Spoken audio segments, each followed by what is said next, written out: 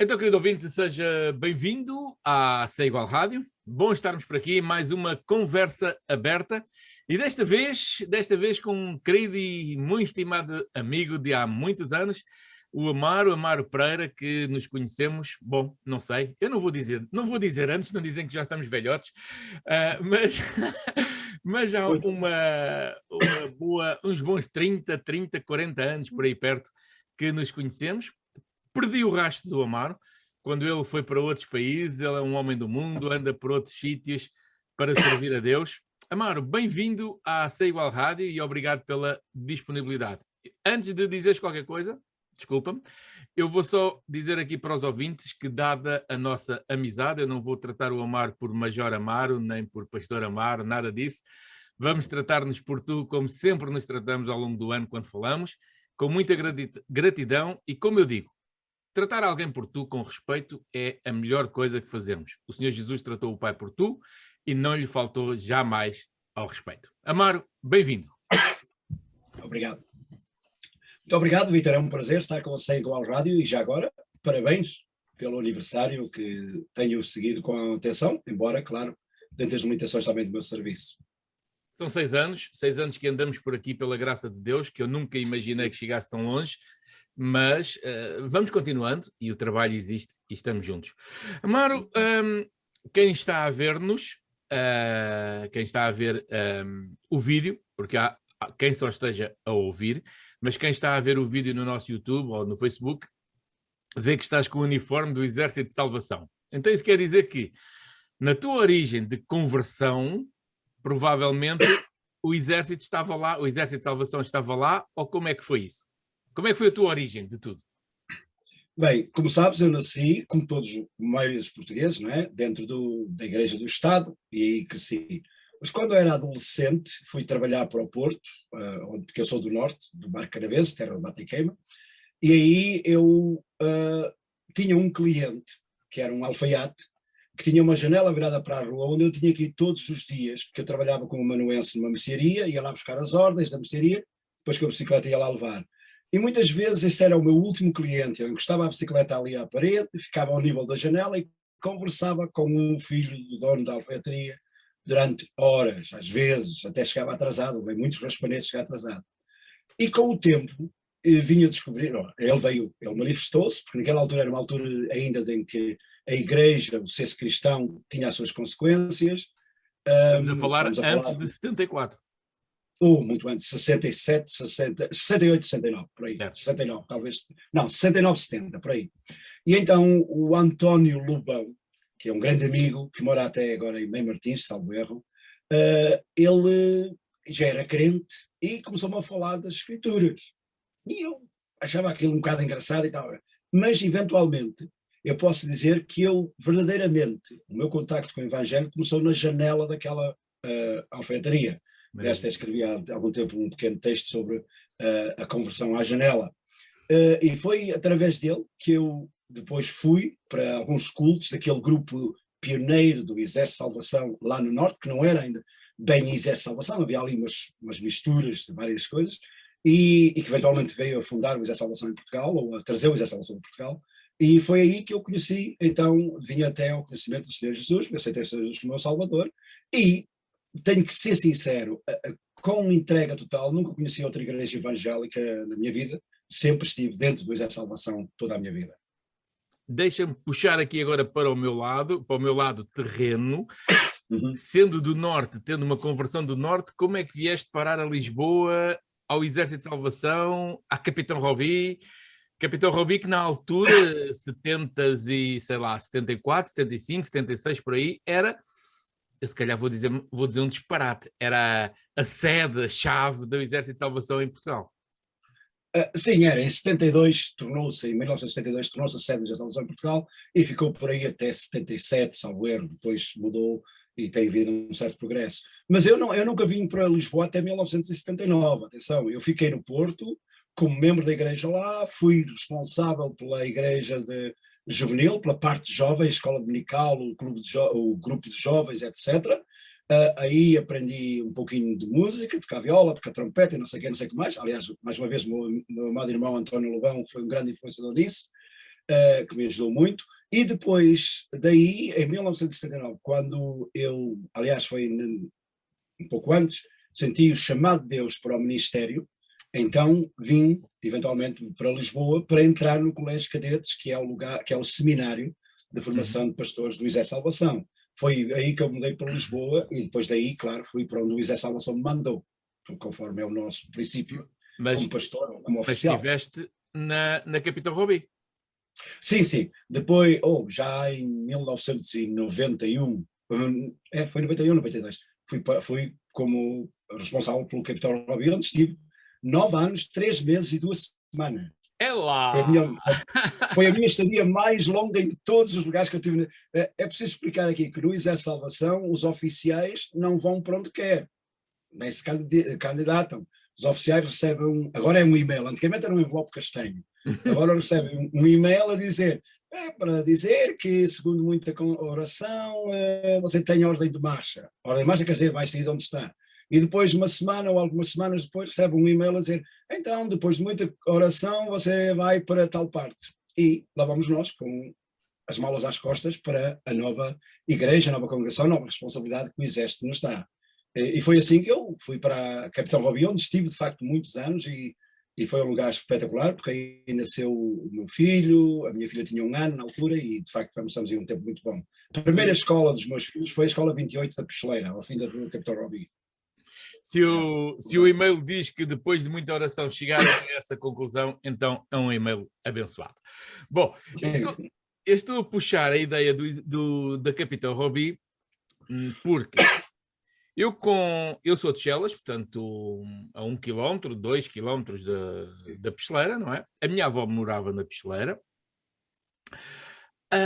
E com os meus 16 anos, tanto 61 com 16, 77, por 77, 78, por aí, eu comecei a frequentar em maio, no célebre Dia das Mães, como nós celebramos no segundo domingo de maio, eu comecei a frequentar a Igreja Evangélica em Chelas. A minha avó sempre me convidava, eu nunca quis ir, e naquele ano, para não aturar mais a velhota, não, eu vou, pronto, fico já livre de tudo, já não me chateias mais.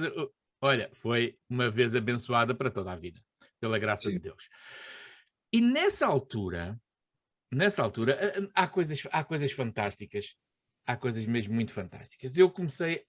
Eu assisti ao culto e à escola dominical na igreja em Chelas, na igreja congregacional de Chelas, e ia muitas vezes ao culto ao Exército de Salvação à noite, na Capitão Robi. Eu gostava de ir. Eu gostava muito do ambiente, gostava de ir lá. E um dia o Senhor falou ao meu coração. E eu sabia que no Exército de Salvação, pelo menos naquela altura, fazia um apelo de quem queria aceitar Jesus como Senhor e Salvador, que levantasse o braço e depois iam à frente e oravam por nós. Na altura eu sei que faziam isso. E na minha igreja não se fazia isso. Pregava-se evangelho, mas nunca na minha igreja se fazia esse tipo de apelo.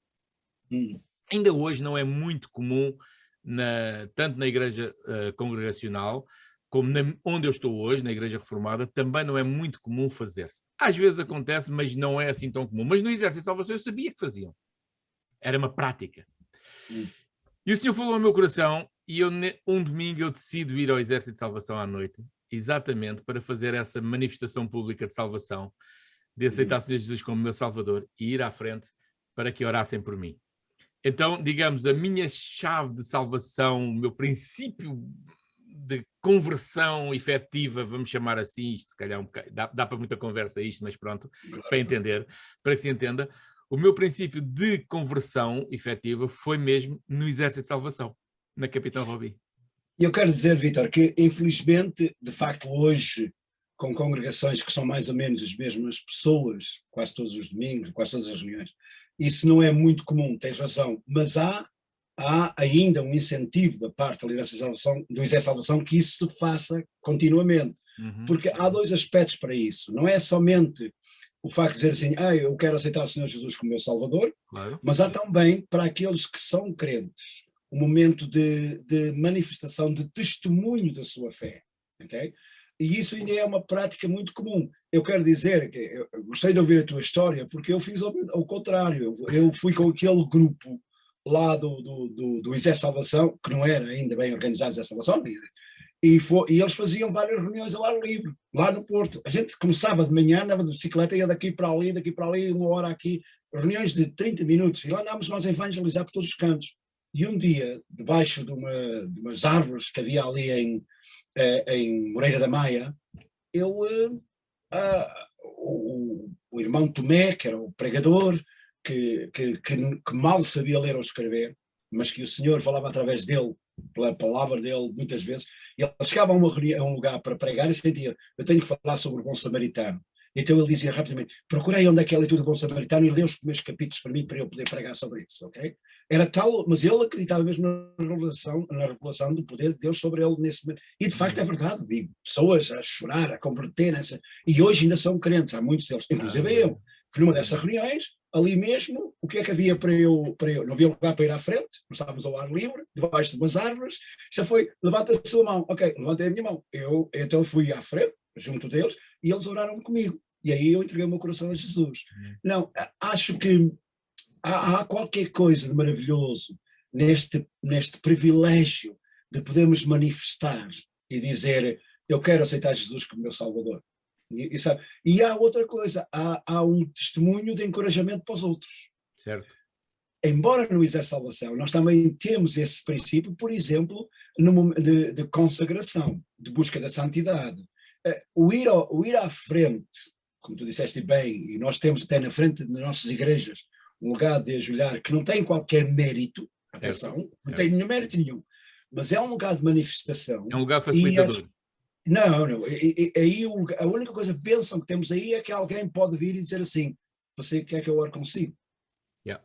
Não quero. Ok, a pessoa fica sozinha a orar com Deus, mas não tem qualquer poder, mas é um lugar de manifestação, de dar uma confirmação à pessoa, de manifestar-se e testemunhar publicamente. Eu quero, ou eu estou aqui para... Eu lembro-me uma vez em Chelas, eu estive na igreja de Chelas, foi a minha primeira igreja, nós tínhamos uma igrejinha pequenina, na rua Rui de Sousa, uma coisa pequenina lá numa garagem, tinha lá uns putos que vinham me bater à porta, faziam um barulho tremendo, era uma coisa difícil. Mas tinha uma jovem que hoje é pastora do Exército de Salvação, que está no ministério também connosco há muitos anos, e eu lembro-me que uma altura estávamos ali num culto e tal, e uma das jovens lá da reunião foi à frente, e eu fui, ajoelhei-me ao lado dela e pensei, bom, olha, queres que eu ore por ti, pela tua salvação? Não, eu não quero que eu ore por mim, eu já estou salva, diz ela para mim, eu quero que você ore pela minha mãe. Assim, para a tua mãe? Sim, porque a minha mãe vai se converter hoje à noite. E eu disse, mas a tua mãe nem vem à igreja? Vítor, naquela noite, a mãe veio à igreja, o pai veio à igreja, o pai causou com uma convulsão, queria bater em toda a gente e foi-se embora. A mãe foi à frente e entregou o coração a Jesus. Aleluia. Okay? E eu fiquei assim, esta criança veio à frente para orar pela mãe, a mãe vai se converter hoje à noite, e a mãe nunca, nem vinha à igreja, vinha de vez em quando, mas assim uma coisa esporádica, não tinha qualquer interesse, não parecia, mas depois ganhou interesse. Portanto, eu acho que esse lugar de oração tem, e eu acho que, lembra que o Exército de Salvação no princípio, o que acontecia, o que existia era o bombo. Certo. Ia para o ar livre, com banda, punha o bombo no meio, venha, ajoelhe-se aqui. A Alameda do Afonso Henriques. Nós vamos orar por vocês aqui, ok? Portanto, assim, agora, se formos teologicamente buscar a ideia do chamado banco de penitentes no Exército de Salvação, a ideia vem da Arca do Senhor. As pessoas ajoelhavam-se à volta da Arca para manifestar. Mas, de facto, não tem qualquer... foi a ideia, foi buscar aí, mas é só para dar a oportunidade às pessoas de poderem dar testemunho. Principalmente é isso. É testemunho da sua fé e de consagração. Porque o banco em si não tem qualquer poder, atenção, cuidado com isso, nós não acreditamos em nada disso. O banco não tem qualquer poder, à segunda-feira alguém vai lá, senta-se lá, pode até comer o seu almoço ali, não tem problema nenhum, o banco não é milagroso. O que é milagroso é a atitude da pessoa. E a bênção da graça de Jesus, claro. Claro. É bom salientar isso, para que não haja ideias de que, se não for naquele sítio, a graça já não recai sobre a pessoa. Não, de modo nenhum. Aliás, se nós pensarmos até teologicamente, não é? podemos dizer que a pessoa já chega ali ao tal sítio da oração, já está salva, quer dizer, o seu coração já está transformado, não é? O Espírito já se manifestou em qualquer lugar, em qualquer maneira. Às vezes pergunto-me a mim mesmo, e é uma pergunta, eu sei a resposta para mim, é uma pergunta, quando eu decido, entre aspas, ir ao Exército de Salvação para fazer a minha entrega, a minha dedicação, se eu já não estava salvo na altura, não é? Não é o sítio, é a graça de Deus sobre nós. Mas se calhar para ti foi importante essa manifestação é a confirmação pessoal para ti, certo. Mas para mim foi muito importante. Sim, e tu nunca saberás, nem eu, a importância que teve aquele teu ato para muitas pessoas ali presentes. Exatamente. Se calhar estavam lá e foram abençoadas pelo facto de ver a coragem de alguém se manifestar. Eu quero aceitar Jesus como meu Salvador. Mas eu vou dizer ainda outra coisa. Um tempo depois, num culto de Exército de Salvação, que eu ia a muitos, eu confesso, eu ia a muitos.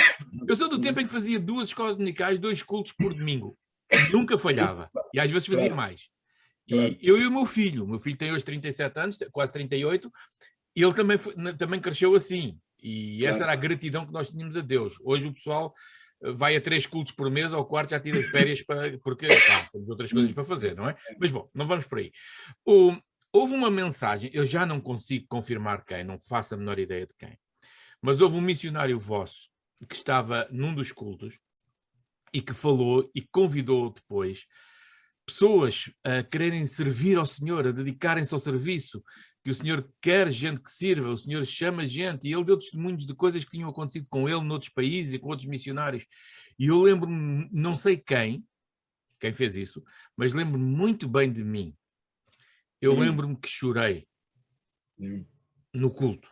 E lembro-me que vim para casa a chorar pelo sentimento da necessidade que eu entendi que havia de gente para servir Deus e se dedicar à obra de Deus. Eu diria que o meu chamado para o serviço começou aí também. Porque foi aí que eu realmente ouvi e entendi que Deus usa pessoas como nós, pecadores, gente que diz disparates e faz disparates, gente que nem sempre faz tudo o que está certinho na vida porque... mas que nos arrependemos e sabemos pedir perdão a Deus e temos a graça de Deus connosco, não é? Amaro. E sabes, Vítor, só para terminar essa parte aí, o Exército de Salvação, no seu programa mundial, tem, por exemplo, vários domingos, olha, por acaso é dia 23 de maio, em que nós chamamos o domingo do chamado, isto é, de desafiar as pessoas a pensarem, será que eu posso fazer mais para Deus, como no ministério, ou talvez até noutra área, mesmo aqui localmente, e nesse domingo faço um trabalho e faço o desafio às pessoas, não é? E temos tido pessoas que às vezes nem esperamos, como homens de negócios que abandonam os seus negócios chamados por Deus e tornam-se pastores. Hoje em dia está a acontecer muito na Inglaterra, pessoas já com 50 anos de idade dizem, não, eu tenho mais 15 anos de vida ativa, eu quero dar estes 15 anos ao serviço do Exército de Salvação, ao serviço da Igreja, ao serviço de Cristo, ao serviço, sei lá o que for. Alguns acabam no Exército de Salvação, outros vão para outras igrejas, nem toda a gente fica no Exército de Salvação, atenção. Mas, claro, são momentos importantes de sentir esse chamado, essas oportunidades que nós devemos dar sempre aos jovens. Eu lembro-me, eu estava numa reunião de passagem de ano, eu era o único que tocava viola lá no grupinho, no Porto, e estávamos numa reunião de passagem de ano, e o meu professor era um brasileiro, e estávamos ali, coitado, ele de facto era uma pessoa espetacular, um homem da Bíblia mesmo. A esposa era uma cuidadora, um pastor maravilhoso. A esposa era portuguesa, foi a primeira oficial da Salvação portuguesa. E nunca cheguei, porque na altura vivia sozinho, trabalhava no Porto, vivia sozinho e tinha muita dificuldade às vezes para as minhas refeições. Eu não ganhava lá tanto assim. Mas muitas vezes fui à casa deles, chegava à casa deles e via que ela punha mais um copo de água na sopa para chegar para todos. Não é? Mas nunca passei fome, nem eles passaram fome. Graças a Deus, sempre foi uma pessoa que praticou a fé, praticou a religião, praticou aquilo que ela dizia da plataforma. E estava nessa reunião, na passagem de ano, estávamos talvez uns 20 jovens lá, todos entusiasmados, e aí o tenente na altura disse, mas e então vocês como jovens já pensaram que Deus poderia vos usar no ministério? E depois ele foi buscar os versículos lá, que eu tenho escrito em qualquer lado, mas não me lembro agora de cor, e falou sobre isso. E ali mesmo, na frente de todos, eu ajoelhei-me e pedi que orassem por mim. acerca do ministério. Foi aí que eu senti o chamado verdadeiro. Curiosamente, ele respondeu-me com lágrimas, mas eu não posso perder o meu músico, nem que a vocação. Mas a minha perca será um ganho maior para a obra do Senhor. Deus te abençoe. Não, ele disse aquilo a brincar. Claro, Sabia? claro. Aliás, Deus mandou logo alternativas e várias pessoas apareceram, outros jovens começaram também a pensar. Mas eu acho que é fantástico ver que essas oportunidades são momentos sagrados na vida das pessoas. Dar essas oportunidades aos jovens, às pessoas, para pensar no assunto. Não quer dizer que aconteça sempre, muitas vezes não acontece. Mas assim, bom, desculpa lá. Não, levaste-me para outro caminho que eu tinha aqui já de seguida. Eu só ia dizer que, embora eu tenha o meu chamado, o meu entendimento da obra para servir, tenha sido aí, e convidaram-me na altura, dizendo que se eu quisesse continuar com o Exército de Salvação, poderia continuar, teria o apoio e tal, poderia ser útil. Realmente nunca caminhei por aí. O meu entendimento foi noutro sentido. Aquilo que disseste, uns caminham com o Exército de Salvação, outros seguem com outras igrejas, e a obra deixa de ter o rótulo, no meu caso, deixa de ter o rótulo Exército de Salvação, tem outro rótulo, mas a obra é a mesma. A obra é a mesma porque Deus é o mesmo e servimos o mesmo Deus. Levaste-me para outra pergunta que eu tinha aqui preparada, ou pensada pelo menos. As vocações hoje, século XXI, 2021, as vocações hoje, os chamados para a vocação, há disponibilidade das pessoas, há mais vocações, há menos vocações, há mais gente a responder ao chamado, porque eu lembro-me, no passado, nós crescíamos, fazíamos a 4ª classe, 1º, 2º ano, às vezes até ao 5º ano, ou então 5º ano, que seria hoje 5 e 4, o 11º e 12º, antes de entrar para a faculdade, nós muitas vezes as pessoas decidiam, não, eu vou servir o Senhor, eu não vou entrar na faculdade, vou entrar num seminário, vou entrar num instituto bíblico, etc. Hoje parece que a grande ideia de toda a gente é, não, primeiro tens que fazer faculdade, primeiro tens que fazer isto, tens que fazer aquilo, primeiro tens que ser doutor, engenheiro e sabe-se lá mais o quê, depois logo se vê. Eu estou certo ou estou errado? Há mais ou há menos vocações, há mais ou há menos disponibilidade? Olha, sinceramente, eu acho que a igreja em si, no geral, não estou a falar do Exército de Salvação, não estou a falar da igreja reformada, estou a falar da igreja em geral. Tem que repensar bem essa questão. Porque, primeiro, o que é a vocação e, segundo, o que é que se oferece como vocação às pessoas. Porque as igrejas, e eu vejo isso, eu vou ser crítico da minha própria organização, da minha própria igreja. É muito fácil passar-se de uma organização ou de uma igreja evangelística que vai para a rua, que quer evangelizar, quer trazer as pessoas para Cristo, quer levar pessoas ao chamado, para ser uma instituição. Okay? E quando te tornas uma instituição, tu começas a olhar muito para dentro e pouco para fora. E este é o problema que eu vejo em muitas igrejas, que aliás, se leres o meu livro que vai sair brevemente, vais ver que isso é... vais ver que era uma das questões daquele grupo pioneiro que trouxe o Exército de Salvação para Portugal.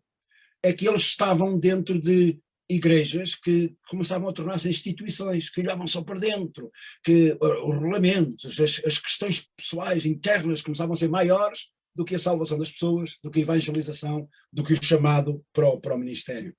Eu acho que há muito... Eu tenho encontrado aqui na Inglaterra, e eu noutros países onde eu já servi, muito jovem disponível a ser chamado por Deus.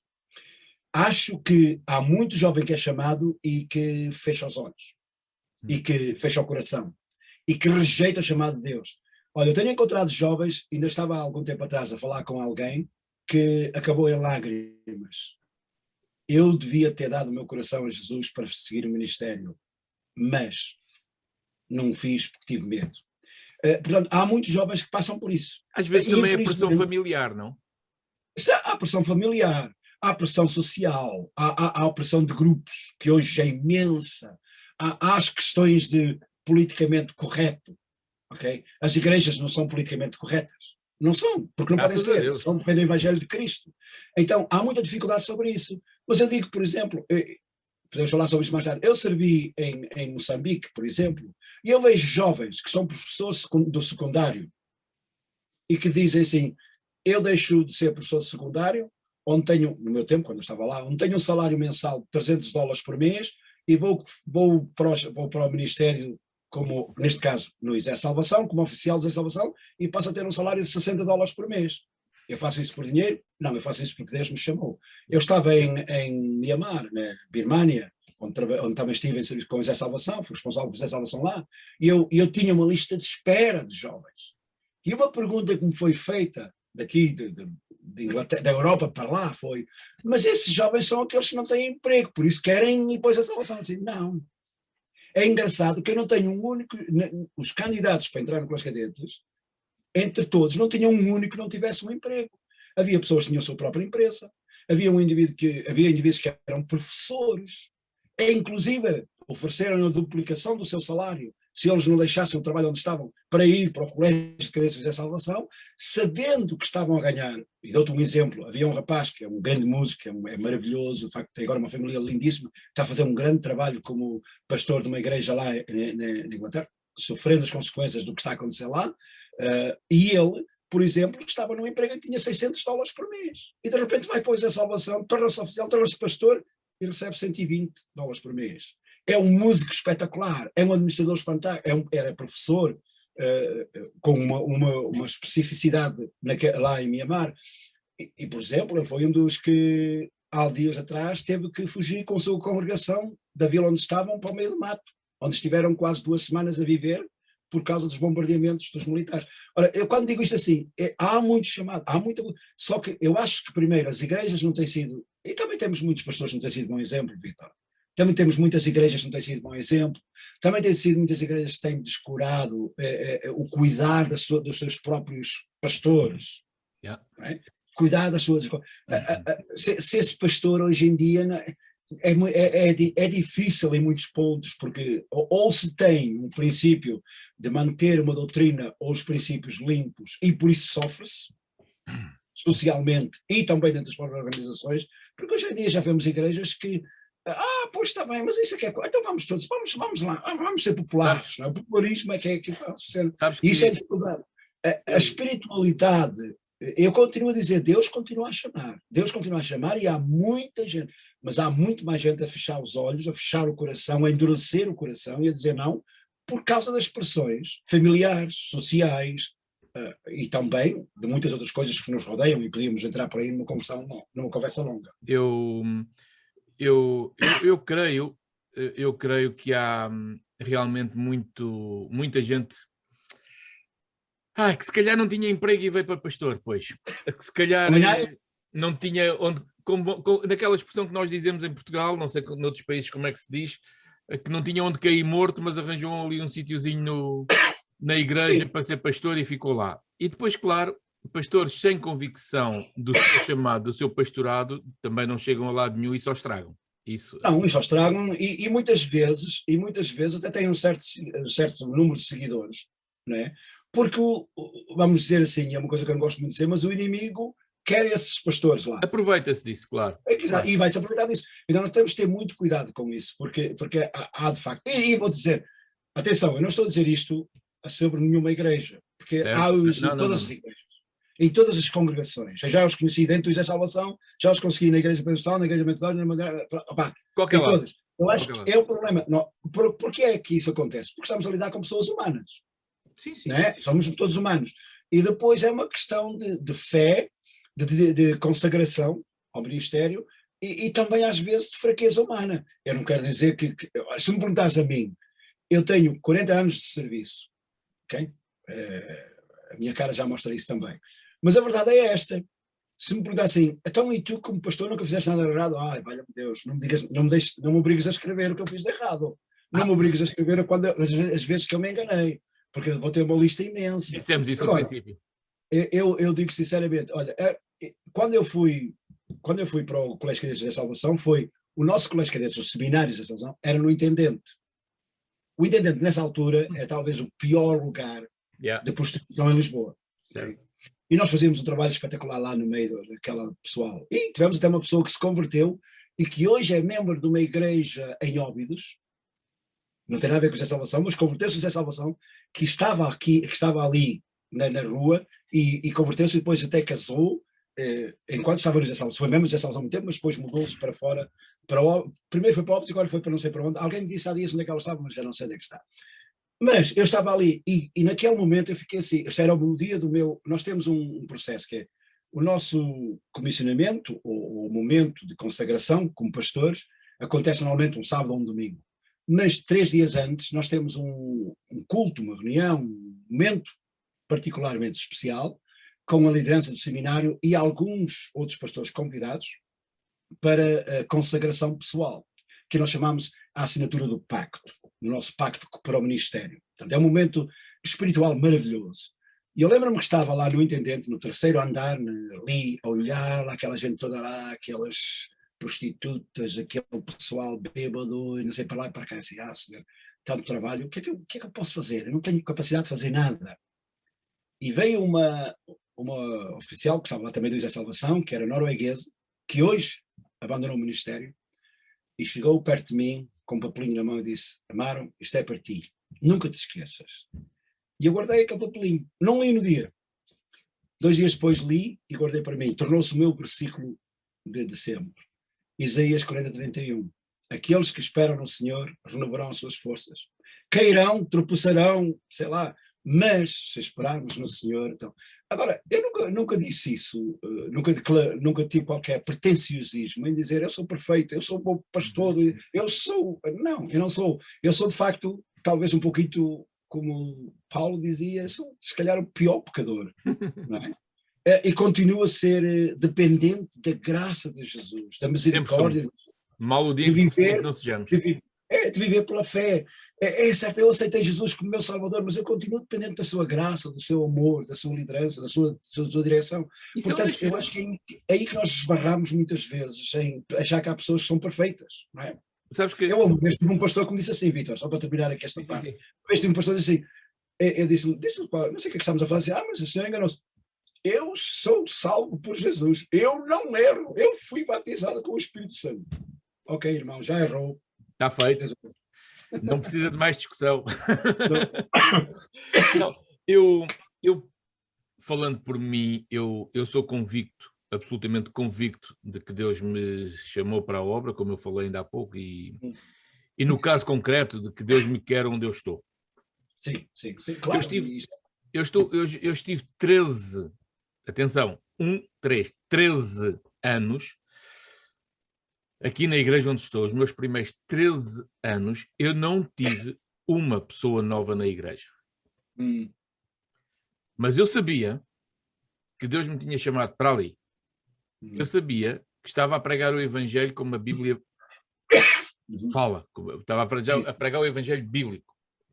E sei que ao fim de uns anos, alguém chegou ao pé de mim e disse: epá, se tu precisares de ajuda, eu vou trabalhar contigo e nós em 1-2 meses enchemos a igreja. E eu disse: epá, obrigado, hein? Mas olha, faz uma para ti. Deixa-me estar a mim onde Deus me quer e como Ele me quer. E passado uns anos, isto já não foi há tantos anos assim, já foi para aí há 6 anos, 6, 7 anos. Eu sou muito mau com datas. Mas há uma dúzia de anos, vá. Eu já estou nesta igreja há 32 anos. Sim. Vamos celebrar agora 36 anos. E há uns 10 anos, vamos dizer assim, um pastor aqui do Conselho de Sintra, de onde eu estou, vem ter comigo e diz-me: olha, a gente vamos conversar e vamos tomar um café para a gente conversar um bocadinho e tal. Vamos lá, boa, isso é bom estarmos juntos, conversar. E então ele vem dizer-me assim, no meio da conversa: olha, a tua igreja aqui não é muito grande, tens dificuldades e tal, o teu salário é pequeno, eu sempre ganho o salário mínimo nacional, quando não há, mas o meu salário é sempre o salário mínimo nacional, ainda hoje, e estou a trabalhar aqui há 32 anos, 32, sim. Bom, não importa. E, olha, tu vens trabalhar comigo, eu quero te convidar para trabalhares comigo. E no mínimo que vais ganhar de salário o dobro daquilo que tu ganhas hoje. E eu disse: olha, para mim isso era bom, era ótimo, porque o dinheiro faz falta, e a gente sabe as dificuldades que tem, mas antes de me convenceres a mim, tens de convencer Deus que é isso que Ele quer. Assim que tu convences Deus que é isso que Ele quer e Ele me fala isso, no dia a seguir eu estou a trabalhar contigo. Até lá não estou. E até hoje não estou. Na verdade, os chamados há, mas as pessoas precisam ter convicções, como tu tens, como eu tenho, como felizmente muitos outros à face da Terra têm. Agora, sim. E nós temos que caminhar para o fim, isto o tempo não para. Aí, pá. O tempo não para. A nossa conversa é de 15 minutos, atenção, mas nós tiramos a pilha ao relógio para isto andar. Vais ter que cortar muito. Não, isto vai sair direitinho, assim é. Os ouvintes gostam, porque estamos a falar de coisas que provavelmente nunca ninguém nos ouviu falar. Sim, com certeza. Não é? Estamos aqui numa conversa aberta. Mesmo com isto, não estamos para dizer mal de ninguém, obviamente, nem para puxar a brasa à nossa sardinha, mas para glorificar a Deus naquilo que Ele tem feito na nossa vida. Isto é que é importante. Agora, tu já trabalhaste em vários sítios, já o disseste. Há algum sítio, assim, digamos, mais difícil? Há uma coisa que toda a gente diz, onde eu trabalho, o meu evangelho aqui é muito difícil. Toda a gente diz isso. Não há ninguém que não diga. Mas há algum sítio daqueles, assim, mais difíceis que tenhas experimentado? Olha, Vítor, eu tenho que dizer uma coisa. Eu trabalhei em Portugal, vim para a Inglaterra por 4 anos, depois casei, voltei para Portugal, depois fui para Moçambique, depois voltei para a Inglaterra e depois fui para a Birmânia, que é agora que chama-se Myanmar, que é no sudoeste asiático, ali entre a China, o Bangladesh, a Índia e Laos e Tailândia, ali o país está ali enfiado, com a Baía de Biscay no fundo, e depois voltei para Portugal, voltei para a Inglaterra, fui para Newcastle, depois fui para Aberdeen, para a Escócia e agora estou em Manchester. Eu vou dizer assim, em todo lugar que eu estive tem dificuldades, ok? Agora, se me disser assim, aonde é que eu senti um pouquinho mais de dificuldades, eu tenho que dizer, se calhar neste momento a Inglaterra não é lugar bom para trabalhar, para ser membro ou ser pastor de uma igreja, em muitos aspectos. Mas, por exemplo, eu senti muita pressão quando fui para a Birmânia e tive que lidar com um lugar onde que se tivessem 6 pessoas paradas no passeio eram presas porque estavam a fazer uma reunião. Okay? Em que eu, para viajar, e eu cheguei à Birmânia no dia 6 de maio, okay, de 2012, e disse assim, no meu culto de boas-vindas, num salão com quase 600 pessoas, eu disse, meus irmãos, esta é a minha convicção. Os líderes que havia, e a igreja tinha, por muitos lugares, muitas congregações, cerca de 70, não chegavam a visitar menos de 1/10, só iam a 2 distritos. Nós tínhamos 5 distritos com trabalho, por causa das limitações que havia. Eu disse, antes de eu sair da Birmânia, eu vou visitar cada distrito e vou procurar orar e compartilhar a palavra do Senhor em todas as congregações, ok? Bom, a verdade é esta, no dia da minha despedida, eu disse, só faltou uma congregação que eu não cheguei, e foi porque houve um incidente, na altura, que não me deixou lá chegar, mas visitei todas as congregações, orei em todas as congregações, compartilhei a palavra em todas as congregações e visitei todos os distritos, mesmo com as limitações que havia e sem ter qualquer problema com as autoridades. Porque ali era o seguinte, eu estava em Yangon, que era a capital, onde tinha os nossos escritórios de administração, e eu queria visitar o outro distrito de Calais, por exemplo, que era um distrito no norte, em que tinha que apanhar um avião 2 horas, ok? 1 hora e pouco, mais ou menos, era um avião pequenino, aquelas coisas pequenas, e tinha que ir pedir autorização às autoridades. Eles diziam o hotel onde eu tinha que ficar. Às 10 horas da noite tinha que estar no hotel, senão era preso.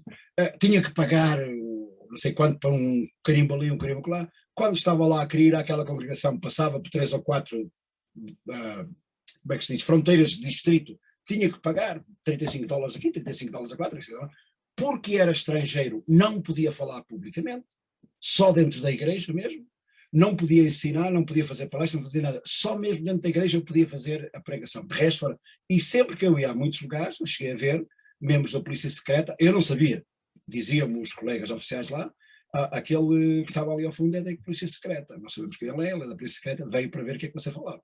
Claro, eu já sabia. Pronto, aí eu senti muita pressão, mas tenho que dizer uma coisa, eu voltava lá amanhã. Porque o povo de Deus lá vive tanto pela fé. Eu cheguei a ver milagres de fé acontecer na nossa frente, de coisas maravilhosas. Nós temos lá, tínhamos 1, 2, 3, 4 lares de crianças, onde as crianças chegam, e isto é bom para as pessoas perceberem, o lar das meninas, por exemplo, está aberto desde 1915, ok? As crianças chegam ali com 5, 6 anos, e ficam ali, fazem a sua escolaridade, somente as meninas que lá normalmente são retiradas da escola, os rapazes é que vão estudar, as meninas são retiradas da escola, arranjam seus casamentos e ficam a tomar conta da casa.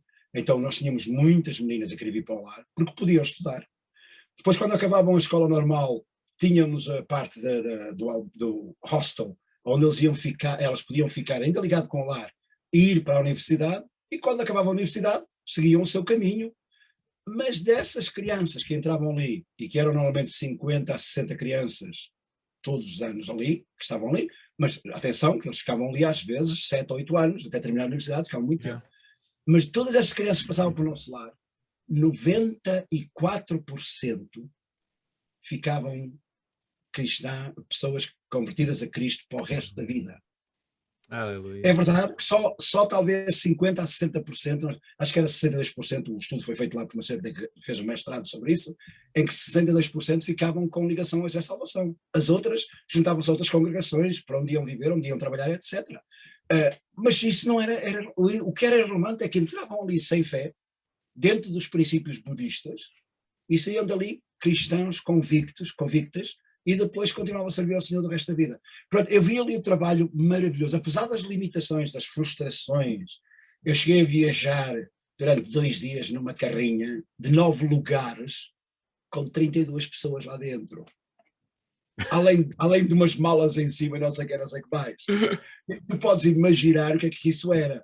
Um lugar que chegámos a um ponto em que tivemos de sair da carrinha, porque a estrada era tão má, que o condutor disse, vocês é melhor ir a pé daqui até lá abaixo, são cerca de 3 km, mas vão a pé, e quando chegar lá abaixo eu apanho-os outra vez, porque vocês vão lá chegar primeiro que ele tinha que pôr tábuas nos buracos para passar com a carrinha por cima, depois põe mais tábuas, nós fomos todos a pé por lá para baixo.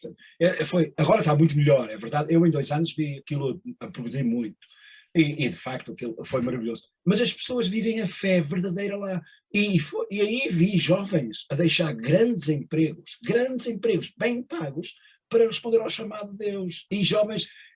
A outra coisa que eu gostei muito, Vitor, tenho que compartilhar isto com os ouvintes, que os ouvintes às vezes, e com os irmãos, especialmente na fé, o que eu gostava imenso em Mianmar era chegar a um culto que começava às 9h30 da manhã e cantávamos um hino, um cântico, como vocês dizem, um hino, como dizem a maioria das igrejas, e depois alguém lia uma passagem bíblica, uma porção bíblica, e entrávamos no período de oração.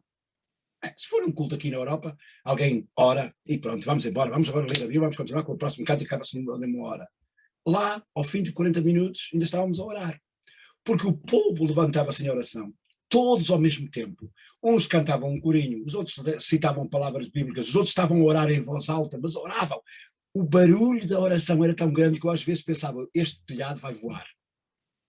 E eu sentia um arrepio nas minhas costas, do poder da oração ali, um calor imenso, 44 graus às vezes, era uma coisa terrível, era uma emoção tremenda, era um elevar aos céus tremendo. E é essa fé que está a manter os cristãos naquele país que está a ser dizimado por uma coisa terrível que está a acontecer até neste momento também. Todos os dias estou em contacto com irmãos lá na fé que estão a ser abençoados na mesma, mas de facto há muito sofrimento e temos perdido muitos jovens, muitas pessoas têm sido assassinadas barbaricamente. Mas eu diria, eu vou ter que ser sincero contigo, tive dificuldades em Moçambique também. Aliás, houve alguém que me levou ao tribunal, porque eu era racista. Toda a gente que trabalhava comigo era moçambicana e era da cor negra, mas eu era racista, percebes? Então fui a tribunal, é claro, graças a Deus ganhei o caso e ainda por cima a pessoa foi obrigada a pedir-me desculpa e não sei o que mais, a retirar a acusação, escrever para o Ministério, não sei o que mais. Mas a verdade é assim, mas a bênção da fé lá, outra vez eu podia te contar N de histórias, em como Deus trabalha no coração das pessoas, de maneira maravilhosa. E por isso eu diria, voltaria a Moçambique amanhã. Não tem problema, voltaria a Mianmar, voltaria. Mas foi aí que eu tive as grandes lutas. Eu cheguei a ser ameaçado também. Mas é engraçado, sabes que eu nunca tive medo. Fui ameaçado de arma em punho, ok? Cheguei a ter situações de ficar horas à espera que tomassem uma decisão, mas nunca tive medo. Sempre senti, Deus, isto não é nada comigo, é contigo. É engraçado. Eu aqui já tive mais medo na Europa do que tive lá. Sentia isso, mas eu chegava a pensar assim, Deus, isto não é nada comigo, é contigo. E nunca, eu até acho que nem sei, só depois, quando eu comecei a matinar, voltava a dizer, epá, como é que eu sobrevivi a isto? não é? E os próprios meus colegas, que eu tinha que viajar sempre com um tradutor e com alguém que me acompanhasse, às vezes até das autoridades, eles diziam, mas você estava com uma calma tremenda. Eu disse, estava, não era isso que eu estava a sentir, na verdade. O anjo do Senhor acampa-se ao redor dos que o temem e o livra. Se me perguntassem como é que foi, o que é que tu fizeste? Eu não fiz nada, eu nem sei como é que foi. Eu sei, mas não sei. Pois, claro, claro. Deus sabe. Sim, senhor. Não era eu, era o Ministério. Mas eu voltaria a qualquer altura, embora tivesse lá muitas dificuldades. Eu gosto muito destas conversas, porque nós passávamos aqui horas e horas a contar aquilo que o senhor tem feito e aquilo que ele, a forma como ele tem dirigido, a forma como ele tem realmente trabalhado as nossas vidas, neste caso a sua vida. Amaro, o nosso tempo já lá vai, pois é, mas com graça de Deus eu ficava por aqui mais tempo, não é? Mas eu quero ter uma palavra de oração por ti, pelo teu ministério, pelo exército, de quem eu tenho muito carinho. E antes dessa palavra de oração, eu agradeço-te muito este tempo, agradeço muito o teu apoio com a rádio, com a Sei Igual. Eu agradeço muito realmente que o Senhor tem posto gente como tu, como os ouvintes. Eu vou terminar só com antes da palavra de oração, eu vou terminar só com uma surpresa que o Amar me fez aqui há meia dúzia de anos atrás. Há uns 30 anos para aí, eu fiz um pequeno curso, elaborei um pequeno curso de 5 lições, que procura mostrar a Bíblia, Deus, o homem, Jesus Cristo, salvação, vida eterna. Procura mostrar isso. É uma coisa elementaríssima. Digamos, é base de tudo, base.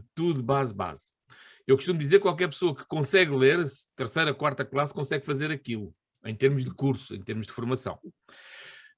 Mas ensina a abrir a Bíblia, ensina algo sobre Deus, quem é Jesus, o que é que ele fez sobre nós, como conhecer Jesus como Salvador, o que é a vida eterna, o que é o Espírito Santo, quem é o Espírito Santo.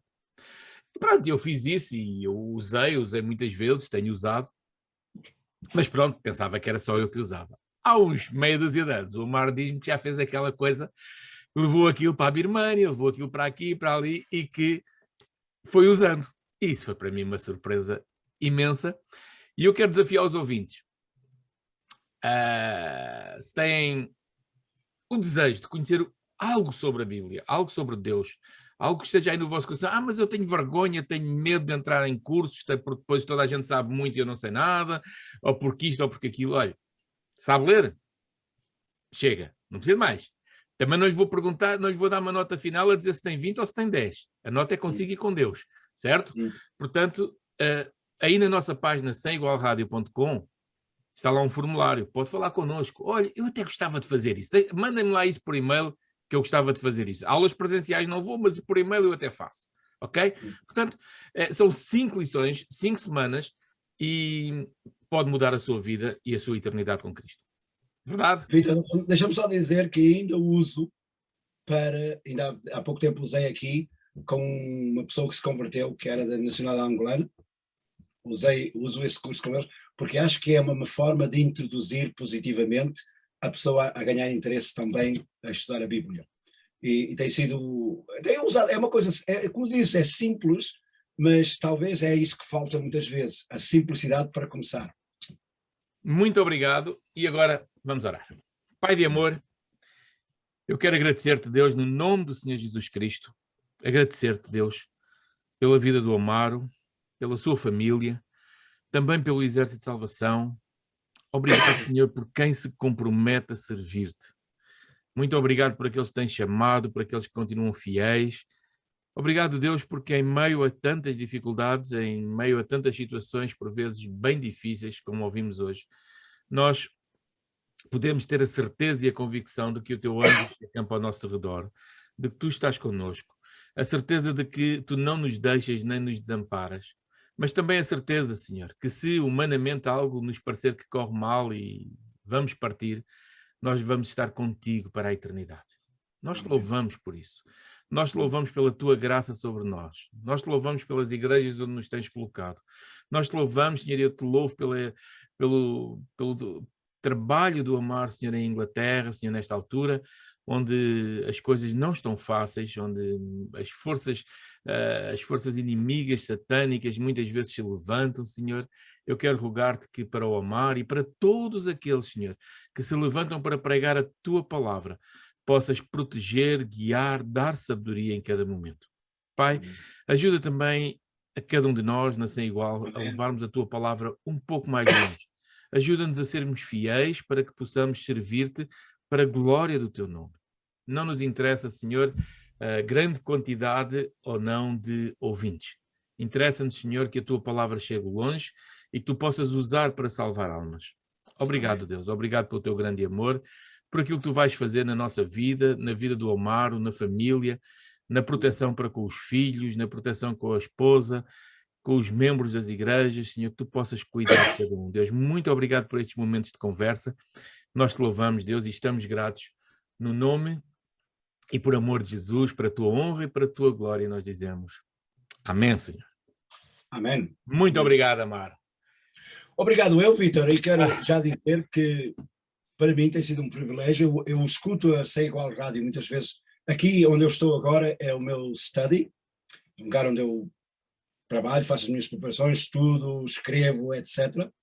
E muitas vezes estou a ouvir a Sem Igual Rádio mesmo durante o dia. Nem sempre ouço quando quero, porque às vezes por razões de trabalho tenho que sair. Mas tenho que dizer que a Sem Igual Rádio tem sido uma bênção muito grande para mim. Eu comecei a ouvir a Sem Igual Rádio quando estava na Escócia. Noites eram muito longas, o trabalho era muito cansativo, eu estava no escritório, muito tempo trabalhava no sistema de escritório, depois viajava muito, então a Sem Igual Rádio foi o meu contacto com Portugal. E foi uma bênção grande. Primeiro conheci, depois vim a saber que era o Vítor que estava por trás disso. Nem sei como é que cheguei a Sem Igual Rádio, consegui lá chegar, e tem sido uma bênção muito grande. E eu quero encorajar-vos nesse ministério, que não deve ser, como se diz muito bem, julgado pelos números, mas pela qualidade da mensagem que faz passar, pela bênção, pelo encorajamento, e lembrar que para nós que estamos fora do país, é tão bom ter essa conexão com aquilo que nós amamos tanto e de que temos tantas saudades, especialmente eu, como sabes, amo Portugal. Muito obrigado. Um abraço grande. Eu disse que íamos falar do teu livro, não falámos, mas ainda arranjamos aí uma conversinha um dia destes para falarmos exclusivamente do livro, fazeres a apresentação do livro e fazermos algum lançamento aqui também para que quem nos ouça possa tomar conhecimento do livro. E teremos todo o gosto em pôr, por exemplo, a capa e algum testemunho na nossa página da rádio. Todo o gosto, estás à disposição. Com certeza, logo que esteja tudo preparado, eu dou-te um toque, ok? Estás à disposição. Continuarei a ouvir. Um abraço grande. Deus abençoe. Deus abençoe. Obrigado. Ora então...